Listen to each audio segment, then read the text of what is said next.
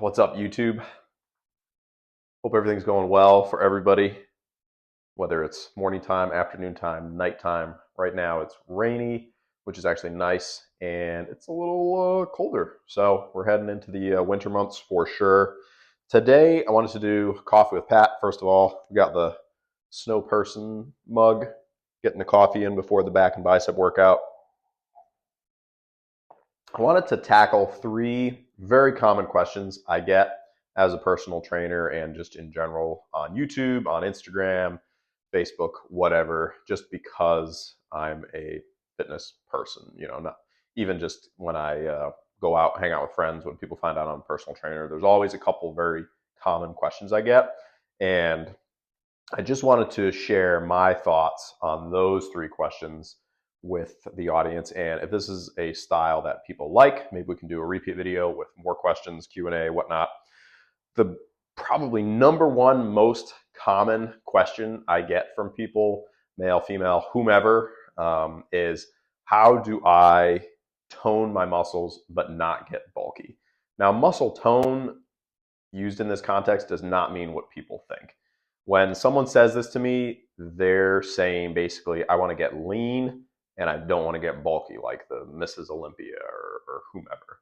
This is not going to happen. There are millions of people right now training as hard as they can to try and get big, say somewhat successfully or somewhat unsuccessfully. It does not happen without you realizing it. And if it does, then you're probably taking some sort of secret sauce or special supplement.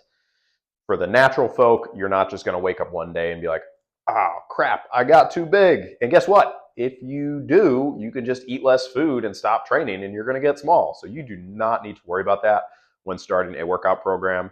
That's the last thing you need to be worrying about. It is quite challenging to build muscle. Not saying that as a discouraging thing. I'm saying that as it's a process. It takes a while. It doesn't happen immediately. Don't have to worry about that. Also, toning is not a real thing.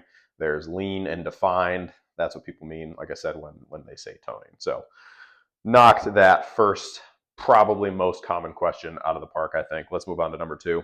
I'm eating perfect, but I can't lose weight. Now, I'm not a nutritionist, but personal trainers are very frequently asked food questions, and we can give general advice, not necessarily diet plans. I'm not a huge fan of giving diet plans because I can suggest foods that maybe I would eat or that other people would enjoy eating that are healthy, but somebody else, that I'm suggesting a plan to, they might not align with those same foods. And you're not going to get as specific of a number from somebody, in my opinion. Like if you use an app to track your food or give you recommendations, that's going to give you a much more specific number based on lots and lots of data from other people that have used the app. So that's why I typically direct people towards some sort of tracking software or basic, macronutrient tracking plan. But this is a pretty common one. And sometimes even with people, explaining the food they eat, it sounds like they're eating even healthier than me. My first question is always, okay, so you're eating perfect, but you're not losing weight. Are you tracking your food? And if the person says no, then I say, the body is an amazing machine. And if left to its own devices, it's going to try and keep you right here, or more than likely, if you struggle with gaining weight, it's going to start to add calories, because you eat more carbs, your body wants more carbs. It's how it goes. That's basically how carbs are designed, how sugar works,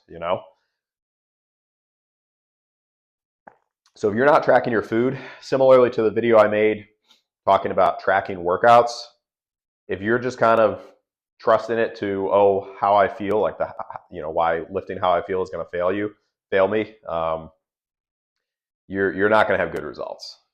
There's some people that can make it work, definitely. But I think that by and large, most people, especially new to fitness, once you have a good handle on what you need to do to lean out, that's different. I'm talking about like somebody entering into the fitness world and trying to figure out like, okay, how do I get lean? How do I, progress from this point, body fat to a lower point of body fat, right? You got to track. You've got to know exactly what's going in. You got to know where you're at. There's a huge benefit to this too, although it is time intensive. When you know where you're at, you get to the end of the day and you say, okay, I was given this amount of calories and I hit that many calories. you're in a great position to make an informed decision and say, I'm not going to eat any more food. I'm good. Whereas if you're going by how you feel, get to the end of the day, oh, I feel kind of hungry. There's a cookie over there. There's a donut, whatever. You don't have the information. Your body can very easily trick you into thinking, oh, I do need more calories. Like I need to have this so that I can work out tomorrow. If you're just going by how you feel. Similarly with talking about the workouts, oh, things feel heavy today. Let me keep it light. Whereas if I had written down what I had done the week before, I would know, oh, I need to go up if I want to get better. Give yourself the information. The last thing you want is to be putting in a lot of effort with a diet plan or food approach or what have you, or workout program, and only have some of the information and be putting in 80, 90% of the effort with the workouts and with the dieting, but then you're not tracking the dieting, the food. Loopholes like that where you're eating an extra 200 calories every day, that can be just enough to keep you from losing the weight you want to, or gaining the weight you want to if you're trying to bulk and progress forward. So yeah, you got to track. Just do yourself a favor and do it. And it's not always going to be as tough as it is at the beginning, because I understand a lot of times learning how a new app works or writing down all your food, people are like, do I have to write down all my food? I'm like, well, yeah. I mean, if you leave some out, it doesn't mean anything anymore. You got to write it all down so you know exactly how many calories you took in for the day. So anyway, again, I'm not a nutritionist. I'm just sharing my thoughts on this, and what I've seen working for, I think it's almost 10 years now.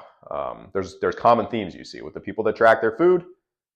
They get lean, or they progress in the direction they want. If they don't track their food, unless they're already in good shape and they're just trying to stabilize, hey, good for you. But if you're trying to push your body to a new territory, got to do it. Anyway, third question, what's the best program for me? Now, people don't specifically say this term, I guess, but